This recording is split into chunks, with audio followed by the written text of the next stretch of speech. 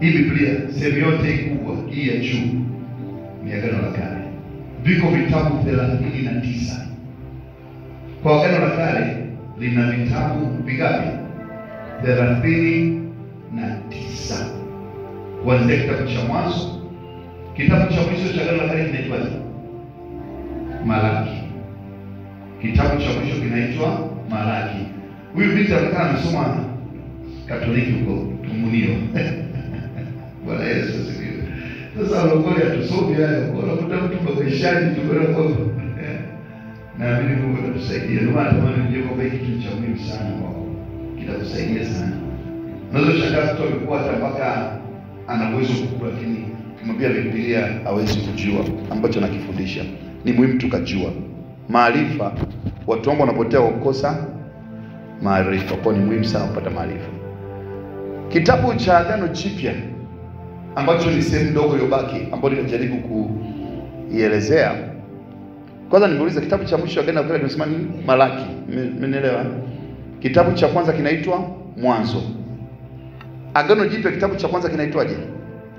Injili ya Mathayo. Kitabu cha mwisho kinaitwaje? Ufunuo wa Yohana. Hiyo mnaweza wote kwa Yesu. Agano linaloitwa Agano Jipya lina vitabu 27. Vitabu 27. Kati ya hivyo vitabu 13 ameandika mtumishi wa Mungu Paulo.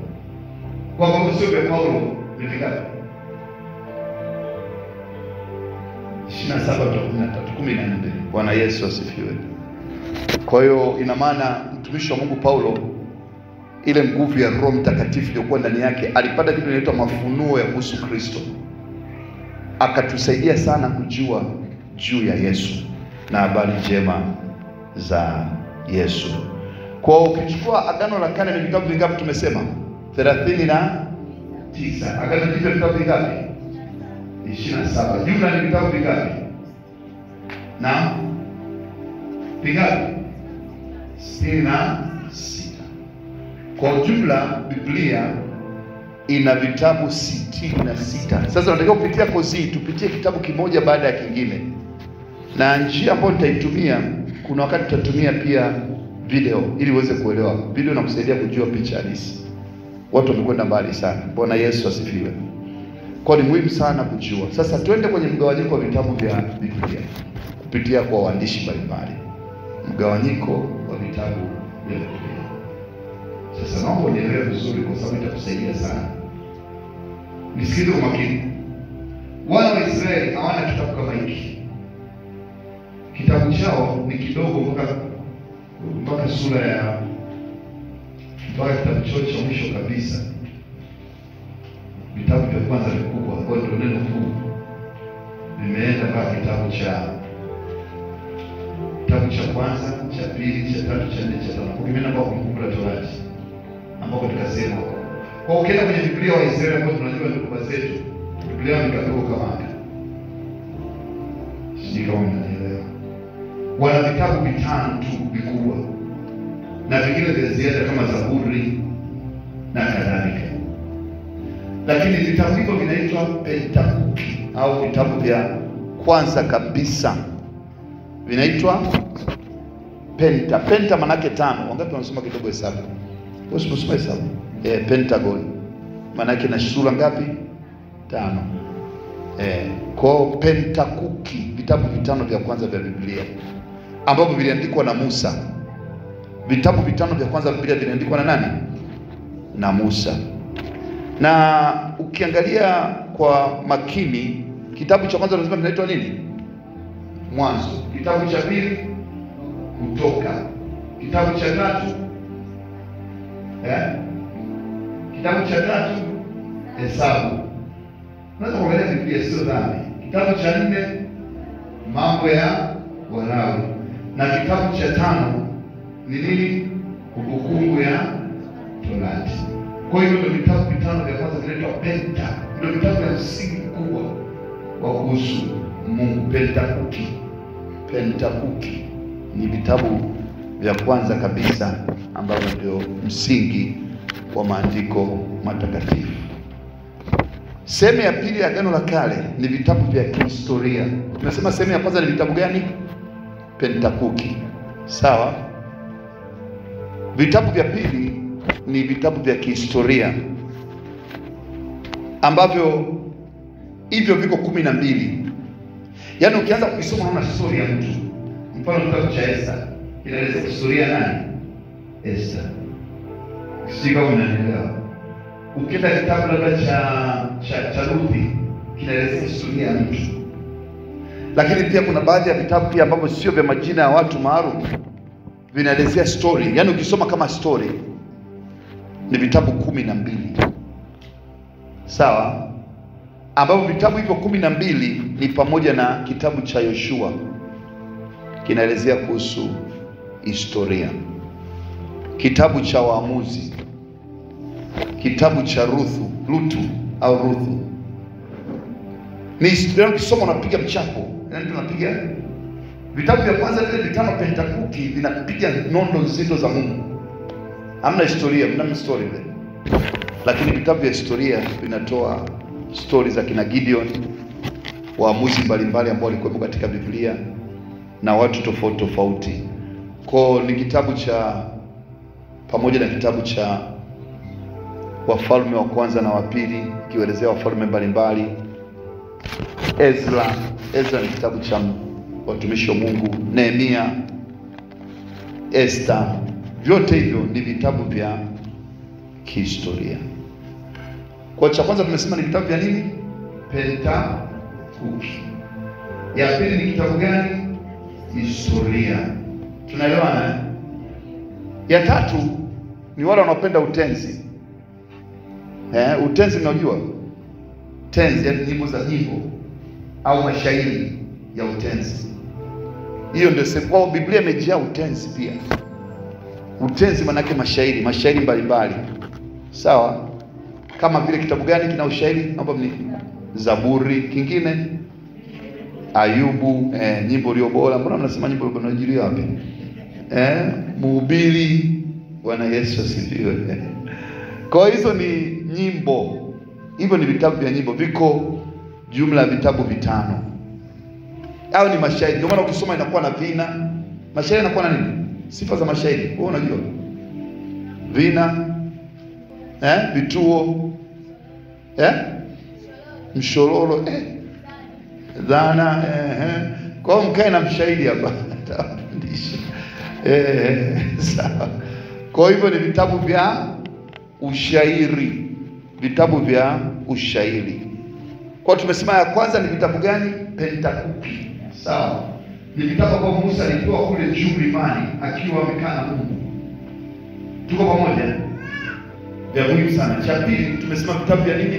Historia. Sawa. Cha tatu tumesema vitabu vya nini? Ushairi au tenzi au ushairi. Sehemu ya 4 ya Agano la Kale ni vitabu vya unabii. Manabii wakubwa katika Biblia wako ngapi? Unajua? Manabii wakubwa Biblia wako 5 tu. Huo ndio unabii mkubwa katika Biblia. Vile ni unabii lakini sio mkubwa. Unabii mkubwa unatoka katika vitabu 5, waandishi 5 tofauti. Nabii mkuu kabisa katika Biblia anaitwa nani? Nabii mkubwa kabisa katika Biblia. Nani? Elia, anaitwa Isaya. Ndio vitabu vya unabii. Manabii kwa sifa sawa anaweza kuelea kwa sababu ni historia, lakini hiyo Isaya. Pia anayefuata ni Yeremia. Alafu kitabu cha maombolezo, kitabu cha Danieli na kitabu cha Ezekieli. Vyote hivyo vinatoa unabii mkubwa. Kwa tumesema ya kwanza ni Pentakuki, ya pili tumesema ni kihistoria, ya tatu tumesema nini? Ushairi au utenzi, cha 4 tumesema nini? Manabii wakuu. Alafu sehemu ya mwisho ni manabii wadogo. Yaani unabii wao sio mkubwa sana, kwa wakati fulani mdogo. Kama vile kitabu gani kina unabii mdogo? Hosea, Yoeli, Amosi, Obadia, Naumu, Mika, Zekaria, Hagai, Malaki, Jumla ni vitabu 12. Jumla ni vitabu 12. Tuko pamoja? Kwa hiyo kuna kitabu ya kwanza tumesema inaitwa Pentateuch. Vitabu vingapi? Tujumlishe hapo. Kihistoria vingapi? 12. Jumla ngapi? 17. Tumesema ushahidi vingapi? 5. Jumla ngapi? 22. Manabii wakubwa bingwa ngapi? 5. Kujumlisha 5 na kuwa ngapi? 27. Lakini pia tumesema kuna manabii wadogo wako wangapi? 12. Jumla inakuwa ngapi? 39. Tumeona vizuri. Kwa hiyo ndio mgawanyo wa kitabu cha. Ndio maana unakuta mtu akisema amekuja asubuhi na sana. Ndio Bwana anasema naye akakata mti ukakatika. Na waambia ukikata mti unakatika, kata matatizo yako unakatika. Tunaona mashaka naye Yesu. Kwa sababu alikuwa anaongea nani, wakati gani, kwa nini? Ndio maana tunatofautisha miemko na neno la Mungu. Miemko itawasha pressure, itapandisha watu juu, lakini neno litabaki la Mungu. Bwana Yesu asifiwe. Kwa hiyo muhimu sana kuepukana na miemko, bali kulijua neno la Mungu kwa ufasaha. Ukimsoma vitabu vya Pentateuch unaelewa kama ni mafunuo makubwa sana ambayo Musa aliyapata kule mlimani. Hakuna mwanadamu aliyetoa historia hiyo, na Waisraeli wameyatunza, na hakuna atasema bado kutafuta vitabu tutavipata. Ni mafunuo makubwa ya Mungu katika Biblia. Sasa tuna Agano Jipya. Tumesema Agano Jipya na vitabu vingapi? 27. Sawa? Vitabu 27. Kitabu cha kwanza kwenye Agano Jipya kinaitwa nini? Mathayo. Tunaelewana? Kwa Injili katika Biblia iko vitabu vingapi? Kuna Injili ngapi kwenye Biblia? Sawa. Injili takatifu ngapi? 4. Ya kwanza nini? Mathayo. Ya pili Marko. Ya tatu Luka, na ya mwisho Yohana. Hizo ndio Injili 4. Zinaelezea kuhusu Yesu na hazichanganyani. Yaani watu wameandika tofauti lakini zote zinafanana. Bwana Yesu asifiwe. Wanatofautiana katika staili. Kwa kuna vitabu jumla 27. Kwa ya kwanza nimesema ni Injili, au tunaita vitabu vya wasifu. Wasifu maana yake vinaelezea historia. Wasifu au Injili viko 4. Ni muhimu sana kujua, na vyote vinaeleza kitu kimoja katika namna tofauti. Kitabu cha Mathayo mfano ukisoma, sio kwa ajili ya watu wa kawaida, ni kwa ajili ya Waisraeli. Kinamwandikia mtu mmoja tu. Kitabu cha Luka kinaeleza kwa ajili ya wasomi. Kitabu cha Marko kinaeleza kwa watu wa kawaida. Injili ya Yohana imeshiba mambo ya teolojia. Kwa vyote vinatofautiana. Kwa ukisoma Mathayo ukiwa sio Muisraeli huwezi kuelewa. Anaanza na historia ya Waisraeli. Ukisoma Luka at least kwa sababu alikuwa anaandika mtu wa dunia. Ukisoma Marko unakutana pia na mambo kidogo ya Israeli na ameandika kwa jumla mambo alikuwa anayaona. Ila Yohana ameandika staili tofauti kabisa. Muujiza pekee ambao kitabu cha Yohana kuna katika Injili nyingine. Muujiza gani? Muujiza wa Yesu. Muujiza gani mkubwa unaona katika kitabu cha Yohana tu? Ni muujiza gani? Badilisha maji kuwa divai. Huwezi kukuta katika Marko wala katika Mathayo wala katika Luka. Unaikuta katika Yohana pekee yake. Huo ni muujiza pekee ambao unatofautiana sana katika namna Biblia inaweza kuandika. Vitabu vya pili au kitabu cha pili katika Agano Jipya ni kitabu cha kihistoria, na kipo kimoja tu. Kitabu gani unaweza kukisia? Matendo ya Mitume. Inaeleza kuhusu historia ya kanisa. Ndio maana mtu akituletea sio yote anakuja kutiwa maji, sio ibada ya mafuta maalum, tunajikuta kwenye Matendo ya Mitume yalikuwepo. Bwana Yesu asifiwe. Kama hayakuwepo yametoka wapi? Ni Injili mpya. Unakuwa na mashaka nayo. Naeleweka? Kwa vitu vya kuviangalia kwa upana wake. Kwa vitabu tumesema vya kwanza ni vya Injili ambao ni wasifu. Viko vingapi? 4.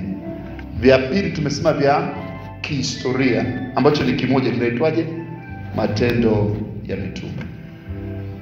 Ya tatu katika Agano Jipya ni nyaraka za Paulo. Paulo ameandika nyaraka 13. Ameandika nyaraka 13 kwa makanisa mbalimbali 13, akielezea kuhusu Kristo kwa namna pana zaidi. Waraka wa kwanza Paulo ni waraka gani? Kama mnasoma Biblia, wa kwanza kabisa aliandika ulikuwa nani? Warumi. Sawa? Alafu akaandika kwa nani? Wa Korinto. Alafu akaenda kwa nani? Wa Galatia. Alafu akaenda kwa nani? Wa Efeso. Alafu akaenda nani? Wa Filipi, wa Kolosai, akawaandikia wa Thesalonika. Hao ni makanisa yote, wa Thesalonika. Alafu akamwandikia bwana mdogo Timotheo. Alafu kuna Tito, na wa mwisho kabisa katika Agano Jipya au katika vitabu vya Paulo. Alafu Paulo mwisho Paulo anaandika na Filemoni. Mzee alikuwa mzee wa kanisa Katoliki. Wazee wa kanisa Katoliki ndio wachungaji. Filemoni ilikuwa ni kitabu cha mwisho cha waraka wa Paulo. Kwa naomba nirudie tena. Vitabu vya kwanza ni vitabu vya nini? Injili. Viko vingapi? Vingapi? 4. Vya pili ni vitabu vya kihistoria ambao viko vingapi? Kimoja, cha Matendo ya Mitume. Na cha tatu ni vitabu vya nyaraka za Paulo ambao viko vingapi? 13. Ya 4 ni nyaraka za jumla. Yaani hizi ninazosema hazijulikani ziliandikwa na nani, lakini pia ziliandikwa na watumishi wengine wa Mungu. Mfano, kitabu cha Waebrania hajulikani aliandika nani. Bado kuna Paulo, kuna Luka, bado maswali mengi. Kwa wajui nani aliandika hasa Waebrania. Kwa sababu ikutegemea sana Paulo anaweza kuandika Waebrania. Kwa nini? Kwa sababu Paulo alikuwa ni mtu wa mataifa. Yaani alikuwa na injili yake kwa ajili ya watu wa mataifa. Lakini Waebrania unakuta mtu kama Luka anaweza kuandika kihistoria. Lakini hakuna mtu ni makisio mpaka sasa hivi.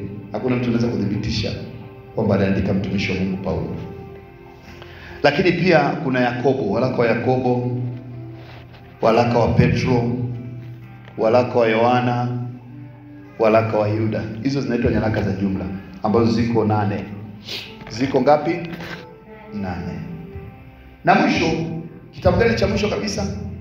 Ni kitabu cha Ufunuo. Imeeleweka vizuri? Ambacho ni kitabu vingapi vya Ufunuo? Kimoja. Sasa nisikize kwa makini. Tumesema Agano la Kale ina vitabu vingapi? Jumla maeneo mangapi? Maeneo mangapi? 5. Eneo la kwanza nini? Pentakuki. Vile vitabu vya kwanza vya Biblia vinaitwa Pentakuki. Pentakuki. Sawa? Vitabu vya kwanza vya Biblia vinaitwa Pentakuki. Na tukasema baada ya pale kutoka kwenye Pentakuki unaingia katika vitabu vya kihistoria kama Yoshua, Waamuzi, story, napiga story. Lakini vitabu vya tatu ni ushairi au utenzi kama kina Zaburi, Ayubu, zote hizo ni utenzi. Sehemu ya 4 tumesema ni manabii wakuu ambao wako 5. Wa kwanza ni nani mkuu? Isaya. Wa pili nani? Yeremia. Sawa. Maombolezo, Ezekiel, Daniel. Na tukasema sehemu ya mwisho ya Agano la Kale ni vitabu vya manabii wadogo, kina Hosea, kina Yoeli na kadhalika. Lakini tukasema katika Agano Jipya limegawanyika sehemu ngapi pia? Agano Jipya limegawanyika sehemu ngapi? 5. Sehemu ya kwanza ni Injili au wasifu. Sawa? Injili au wasifu. Na tukasema sehemu ya pili ni kihistoria ambayo tumesema kitabu kimoja tu cha nini? Matendo ya Mitume. Sehemu ya tatu ni nyaraka za nani? Paulo. Sehemu ya 4 nini? Nyaraka za jumla. Sehemu ya 5 nini? Unabii au kinabii ambao ni ufunuo wa Yohana. Sasa nisikize kwa makini. Nataka nisikize kwa makini. Biblia ya Kikatoliki. Biblia ya Kikatoliki Hii Biblia yetu ina vitabu vingapi? Tunasema jumla 60 na Agano la Kale na vitabu vingapi? 39. Na Agano Jipya na vitabu vingapi? 27. Biblia ya Katoliki ina vitabu 80. Viko vingapi? 73, lakini jumla viko 80 vya ziada. Kuna vya Suzana vimo mle ndani. Sawa? Kwa nini? Hivyo vitabu vinaitwa apokrifa kwa sababu viko 14 jumla. Ni vitabu ambavyo kidogo vinaelezea mambo ambayo kidogo yanapingana na Biblia. Sawa? Yanaelezea kuhusu wanani? Wa Moabi, wa nini? Manini? Ambidio hiyo Katoliki. Vitabu gani? Tobiti, Yudithi na kingine na vinginevyo. Vitabu hivyo ukivisoma unaweza kujifunza uchawi. Yaani ukivisoma tu vinakufundisha uchawi mwingine. Vinaeleza kuhusu majini, mapepo. Vinaweka uchawi kama ni nguvu ya Mungu, pia sehemu nyingine zinajivuruga. Kwa wale wazee ambao walikaa katika kuandika Biblia tunaiona sasa hivi, wazee 72 waliona hizo vitabu vitufai kuingia katika maandiko matakatifu wakiongozwa na Roho Mtakatifu. Kwa unaweza kwenda Biblia ya Katoliki, sijasikia, lakini leo tunasoma Tobiti 4. Wewe mnasoma? Sijui, wa Katoliki mnajua zaidi. Yesu asifiwe. Kwa hivyo vitabu vinapingana na baadhi ya kanuni za Biblia. Kuna vitabu vya ziada katika hivyo 14. Kuna kitabu kinaitwa kitabu cha Enoko. Hicho kwa Katoliki wenyewe walichukua. Kinaelezea kuhusu malaika 234 walifukuzwa mbinguni. Sasa vile vitabu kivisoma vinakuvuruga. Sio kidogo. Ukimaliza unaweza kuwa na mapepo hapo. Havifai. Kwa vile chakachuliwa. Sasa tulichokuwa nacho sasa hivi ni Biblia ambayo ina vitabu vimethibitishwa kwa makubaliano ya Wakristo wengi kwamba ni vitabu ambavyo vinafaa kukaa katika Biblia. Vitabu vingapi? 66. Bwana Yesu asifiwe. Kuna mtu na swali? Karibu.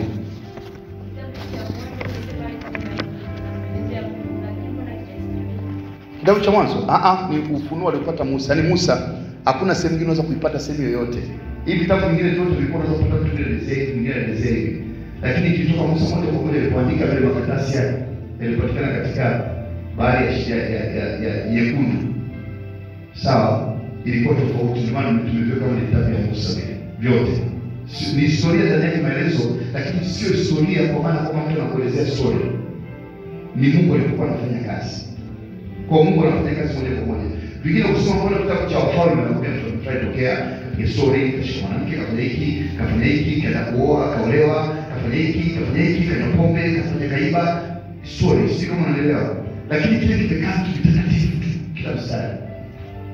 Sio kama unaelewa. Lakini swali zuri sana. Sawa. Kuna mtu ana swali? Bwana Yesu asifiwe. Jamani, hii sio ibada. Ibada hii ni kujifunza Biblia. Ibada ndio watu ulizi maswali. Mchungaji akikosea unaenda nayo hivyo. Na Yesu asifiwe. Sikiliza kwa makini. Biblia ni kitabu kinachosomwa na watu wengi zaidi duniani. Kimeandikwa katika lugha zaidi ya 700. Lugha ngapi? 700.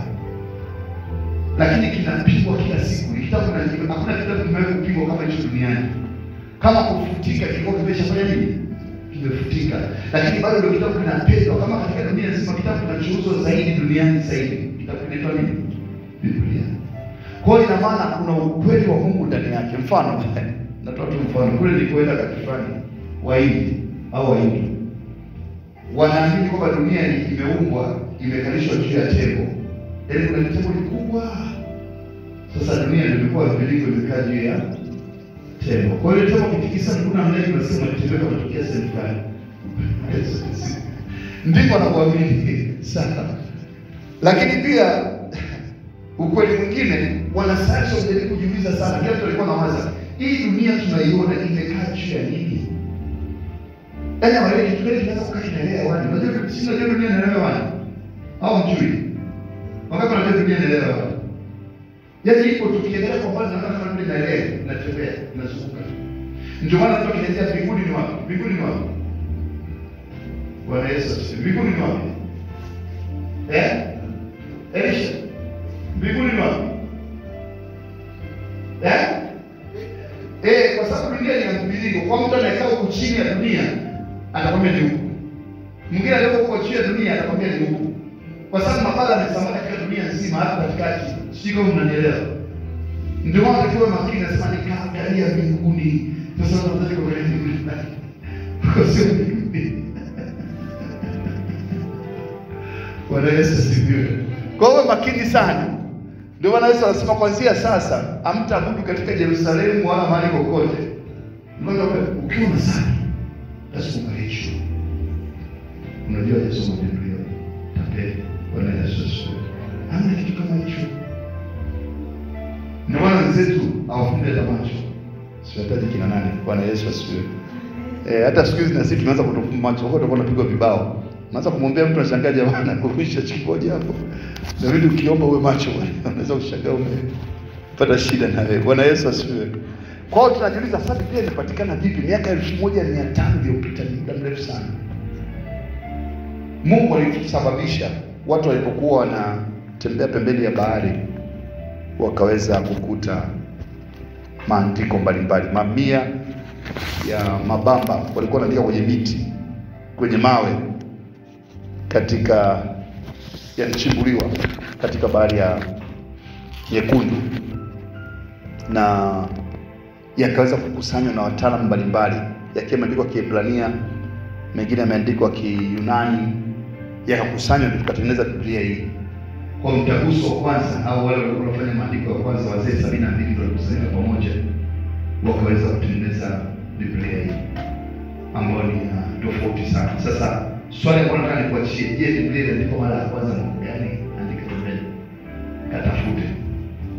Ukipata ukijana 10,000. Na watu wangapi? Je, Biblia ya kwanza iliandikwa mwaka gani? Yaani Biblia tunaona leo iliandikwa mara ya kwanza lini? Na watu wangapi?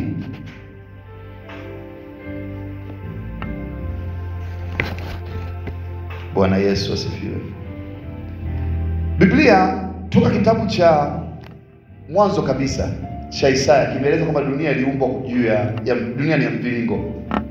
Unajua, ngoja nikwambie, kama Biblia ingesema kama hiyo story kwamba dunia iliumbwa juu ya tembo, alafu wanasayansi walikutoka kwa dunia ni ya mviringo, hivi ingekuwaje leo? Nani akasoma Biblia? Sio kama mnanielewa. Isaya sura ya 8 mstari wa 20, nani anaweza kusomea hapo? Isaya sura ya 8 mstari wa 20 nasema, yaani nataka nikudhibitishie kwamba Biblia sio kitabu cha kawaida. Ni kitabu chenye uvuvio wa nguvu ya Mungu katika maisha ya wanadamu. Inasemaje? Isaya 8:20.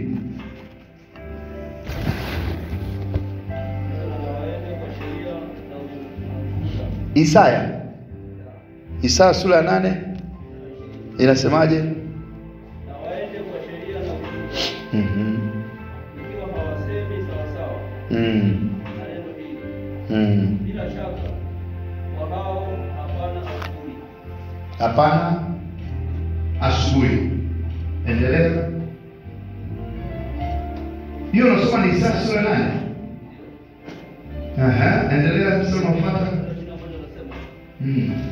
Nao watapita katikati yake, wamedhihirika sana na kuwa na njaa. Na itakuwa watakapoona njaa watalalamika na kuapa kwa mfalme wao na kuwa Mungu wao na kuelekeza nyuso zao juu. Sawa. Kwa hiyo kinachokuja katika picha ni kwamba toka manabii wa kwanza kabisa unaona majira na nyakati kuanzia asubuhi, maelekezo mbalimbali ya kimungu katika maisha ya wanadamu. Yote hayo yanatoa ushuhuda wa namna ambavyo uumbaji ambao Mungu aliufanya ulipokaa. Kwa watu wamejaribu kuchunguza Biblia, nasema uongo wapi, wameshindwa kupapata. Wanasayansi wamekuja wamesema kwamba dunia iliumbwa ilikuwa liumba likubwa, likapasuka, alafu ndio watokea watu tembo. Sasa wao wanakuwa waongo zaidi na kadhalika. Wanasema Big Bang theory, kwamba atom ilipasuka ikaanza kujitengeneza yenyewe. Kwa kuna maswali mengi ambayo yanafanya watu waweze kuwa na mashaka mengi kuhusu kitabu ambacho kinaitwa Biblia. Bwana Yesu asifiwe. Kwa lazima tutambue kwamba Biblia imetengenezwa na watu ambao walivutiwa na nguvu ya Mungu. Biblia kutengenezwa na mwanadamu, walitengenezwa na watu ambao walikuwa wamevutiwa na nguvu ya Mungu. Ndio maana wakaweza kutengeneza kitu kinaitwa Biblia. Bwana Yesu asifiwe. Labda tuangalie pia kitabu cha Biblia kinaanza na kitabu gani kikubwa? Biblia inaanza na kitabu gani? Kitabu cha Mwanzo. Agano Jipya inaanza na kitabu gani? Cha Mathayo. Bwana Yesu asifiwe. Yote inajaribu kutoa picha ya namna ulimwengu ambavyo uliumbwa. Lakini pia manabii wote walitabiri kuhusu Yesu. Tutaipitia baadaye. Lakini pia tunaanza kuona maisha ya mwanadamu kuanzia Adamu mpaka Ibrahim, na Mungu alivyofanya kazi nao katika namna ambayo ni tofauti. Lakini pia ninapenda utambue kwamba angalia vitu vinavyofanana katika namna. Nisikize kwa makini. Hapo mwanzo Mungu aliumba nini? Mbingu na nchi. Mwisho wa Biblia kuna nini? Mbingu mpya na nchi anaanza upya. Sijui kama mnanielewa. Mwanzo shetani alimdanganya mwanadamu. Mwishoni shetani anafanya nini? Anafungiwa asidanganye tena mataifa. Tuko pamoja? Mwanzo kulikuwa na dhambi, maumivu na huzuni na uchungu na kifo. Mwishoni tutakuwa na nini? Yesu akirudi tutakuwa na nini? Hakuna kifo, hakuna huzuni tena, wala hakuna vilio. Bwana Yesu asifiwe. Mwanzo kulikuwa na mti wa uzima, mwanadamu akafukuzwa, lakini mwishoni kuna mti wa uzima tena, mwanadamu anaponywa. Mwanzo mwanamke alichukuliwa bavuni mwa nani? Mwanaume. Lakini mwishoni mwanamke ni nani? Mwishoni mwa maisha yetu haya mwanamke ni nani na mwanaume ni nani? Mwanzo Biblia. Kisha nikauona mji mtakatifu Yerusalemu ukishuka kama bibi harusi imepambwa tayari kwa mumewe. Mume wetu mkuu ni nani? Mume wetu anaitwa nani? Kanisa. Yesu. Sisi ni mke wa Yesu sasa. Bwana Yesu asifiwe. Anasema imewapasa wanaume kuwapenda wanawake kama Kristo alivyolipenda kanisa. Kwa nini tunachukulia kama Yesu ni Bwana? Ndio maana tunakuta Bwana Yesu ndio mwanaume pekee. Bwana Yesu asifiwe. Kwa lazima utambue katika picha itakusaidia kuweza kujua. Mwanzo dunia iligerekishwa kwa maji, si ndio? Mwishoni dunia itagerekishwa na nini? Dunia itapelekwa kwenye nini? Moto. Sawa? Lakini pia mwanzo paradiso ilipotea, mwishoni paradiso imepatikana. Bwana Yesu asifiwe. Sasa nimeandaa kitini. Kama mtu anategemea kuendelea na kozi mpaka mwisho, wakati ataendelea na kozi mpaka mwisho, anataka kweli kujifunza, ameamua atafanya na mtihani. Kuna mtihani huko. Naomba nikwambie, ukijifunza kozi ukaelewa vizuri, unaweza kuwa mwalimu mzuri sana neno la Mungu uko mbele. Lakini usiposoma kozi kama hiyo, utakuwa mwalimu wa Mungu, neno la Mungu mbabaishaji, ambao ni hatari sana. Kwa jibu maswali yafuatayo kama kweli unataka kuchukua. Na jibu maswali nakupa. Tunaanza swali la kwanza. Neno Biblia linamaanisha nini? Neno Biblia linamaanisha nini? Moja, katika lugha ya Kigiriki au Kiyunani inaitwaje? Nyosha mkono tunakwambia. Biblos. Njoo chukua bwana. Kwa hiki ni kitini, naomba ukitunze. Nimetumia gharama kubwa kutengeneza. Sawa? Haya, tunakuja. Kwa Paulo alikuwa analihitaji Biblia. Paulo alihitaji Biblia. Paulo aliita nini? Biblia aliita nini? Paulo, mtumishi wa Mungu Paulo. Maandiko matakatifu ndio chukua. Haya, tunaendelea. Haya. Je, Biblia ina maagano mangapi? Nyosha mkono kiume. Mawili. Njoo chukua na wewe. Tunakuja swali la 4. Je, Biblia imehusisha waandishi wangapi? Je, Biblia imehusisha waandishi wangapi? 40. Njoo chukua. Mtume mtu akuchukulie na wote mtoto sasa. Hongera. Haya, swali la 5. Je, kuna vitabu vingapi vya Agano la Kale? Je, kuna vitabu vingapi? 39. Njoo chukua. Swali lingine. Je, Biblia ina vitabu vingapi jumla? Je, Biblia ina vitabu vingapi jumla? Mchungaji kama kuchukua na vingapi? 66. Tuchukua bwana au mpelekee. Haya, bado ibaki zawadi 2 sasa inshallah. Nimekula kwa kutabiri wiki ijayo. Uwe makini. Haya. Swali lingine. Taja sehemu 5 za Agano la Kale. Taja sehemu 5 za Agano la Kale. Chukua basi natosha. Wengine ambao wachukua basi. Alichukua taje moja. Unaruhusiwa kuangalia. Sio kosa. Sehemu 5 za Agano la Kale.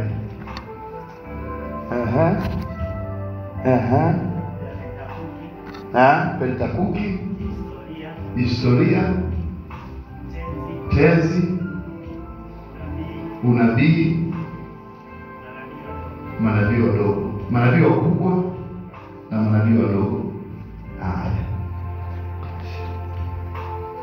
Nitajie historia 3 zilizomo katika Biblia. Vitabu 3 vya historia unavyojua katika Biblia. Karibu mchungaji. Wafalme. Kingine cha historia. Naam. Yoshua. Niambie kitu kimoja cha msingi sana. Nani aliandika Biblia? Yaani kwa ujumla wake. Biblia imeandikwa na nani? Na Mungu akiwakupia wanadamu 40 katika uandishi. Kwa sababu ndio uthibitisho wa kujenga kwamba Biblia iliandikwa na wanadamu, imeandikwa na Mungu. Haya, swali la mwisho. Sawa.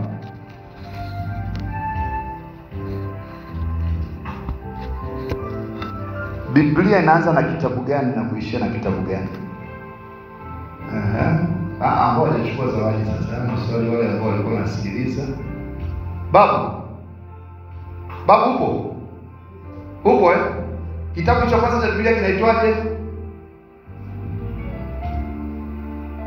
Kinaitwa Mwanzo, si ndio? Uko vizuri. Bwana Yesu asifiwe. Kitabu cha mwisho cha Biblia kinaitwaje? Mwanzo ndio cha kwanza, cha mwisho huyo hapo sasa. Mama, tumesema kitabu cha kwanza cha Biblia kinaitwaje? Mwanzo. Sawa, ndio mwanzo wa historia. Sawa? Haya. Elisha, mbona hujajibu swali? Kwa nini? Agano la Kale lina vitabu vingapi? Ukumbuki? Haya. Ndio maana unaweza kuja umpigie kanisani, umempiga mpaka Joshua na kutoka mchungaji kumbe wewe. Kutoka na amen. Haleluya. Mafundisho ni muhimu sana. Monica. Kitabu cha mwisho cha Biblia kinaitwaje? Cha mwisho kabisa kwenye Biblia kinaitwaje? Ufunuo. Haya basi chukua na wewe maka unakaa umepatia. Sasa hivi ya mwisho sasa leo. Wiki ijayo tutaendelea kufanya tena. Wale ambao watakuwa wamekosa jitahidi wiki ijayo ushike. Lakini pia unaweza kumwazima ndugu yako karibu na wewe. Pia kanisani hapa wakati wote unaweza kumwona mchungaji akakupatia ukajifunza. Lakini pia mafundisho yamerekodiwa. Ukitaka kujua wakati wote umekwama, muone dada muone mchungaji atakusaidia upate. Bwana Yesu. Na sawa. Katika vitabu vya Agano Jipya umesema kitabu cha